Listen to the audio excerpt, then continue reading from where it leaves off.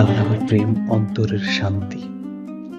এই দুনিয়াতে সবাই কারো না কারো প্রেমে পড়ে, কিন্তু যে একবার আল্লাহর প্রেমে পড়ে যায় সে কারো দিকে তাকায় না।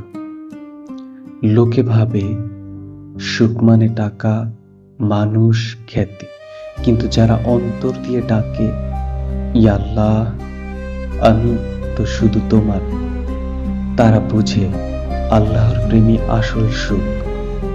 একজন আশিক আল্লাহর কাছে কিছু চায় না, শুধু বলে, হে প্রভু, তুমি আমার সব, তুমি ছাড়া আমি কিছু চাই না।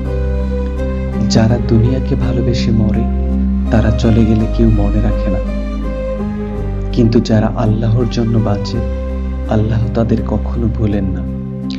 একজন সৎ পীর, একজন প্রকৃত মুর্শিদ তোমাকে আল্লাহর প্রেম শেখায়, তোমার ভিতরের ঘুমন্ত আত্মাকে জাগায়, তোমার রুহকে নিয়ে যায় রুহুল কুদসের দরবারে।